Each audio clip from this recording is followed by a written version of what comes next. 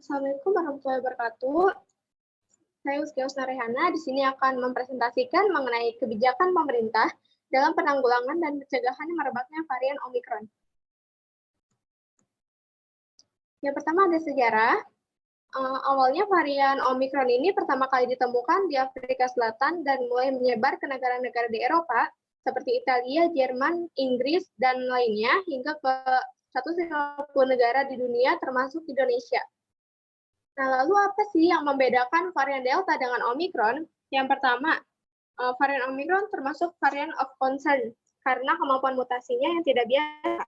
Mutasi dari varian Omikron lebih banyak dibandingkan Delta. Yang kedua, tingkat penularan lebih tinggi pada Omikron. Omikron termasuk varian virus yang paling cepat menyebar, hanya cukup dengan hitungan hari.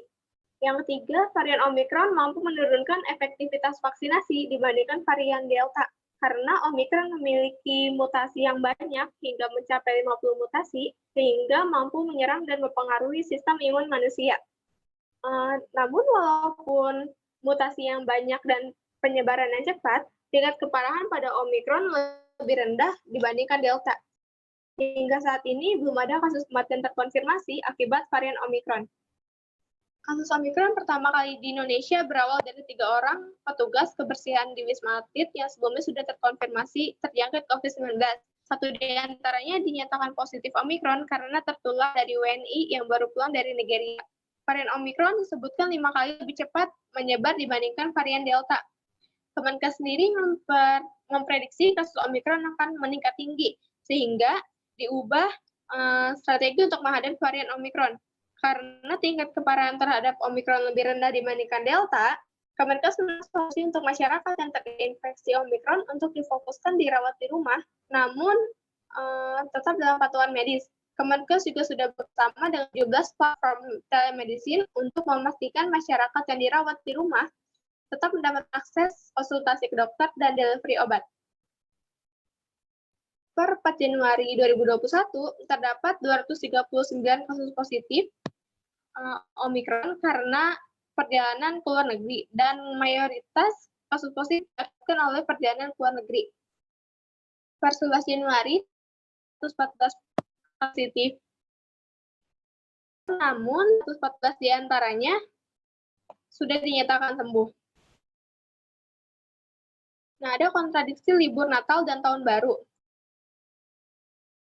Mulanya akan diberlakukan PPKM level 3 saat libur Natal dan Tahun Baru. Namun, melihat angka positif COVID yang semakin menurun, pemerintah membatalkan penerapan PPKM level 3 di seluruh wilayah Indonesia.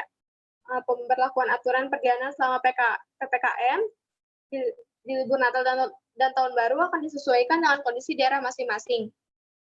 Namun, tak berselang lama ditemukan kasus pertama COVID varian Omikron di Indonesia. Kebijakan tersebut justru dinilai menjadi pelonggaran kebijakan yang berpotensi justru malah meningkatkan mobilitas masyarakat. Lalu ada nggak sih kasus dari pasien Omikron ini? Ada satu pasien COVID varian Omikron dinyatakan lolos dari pengawasan saat melakukan karantina di Wisma Atlet. Pasien tersebut diketahui kabur dengan mendapatkan dispensasi terkait adanya alasan keluarga. Selanjutnya ada kebijakan penanganan COVID dari pemerintah nih. Pertama, pemerintah melakukan dan menetapkan micro lockdown. Pemerintah juga menetapkan aturan larangan masuk ke Indonesia bagi 11 negara yang memiliki kasus positif Omikron yang tinggi. 11 negara tersebut antara lain Afrika Selatan, Botswana, Zimbabwe, Lesotho, Mozambik, Eswatini, Malawi, Angola, Zambia, dan juga Hong Kong. Selain pembatasan akses ke luar negeri, pemerintah juga menutup sementara penerbangan ke luar negeri dan memperketat aturan pelaku perjalanan negeri yang masuk ke Indonesia. Nah, aturan pengetatan tersebut seperti yang tertera di foto ini. Sekian dari saya, mohon maaf bila ada kesalahan dan kekurangan. Wassalamualaikum warahmatullahi wabarakatuh.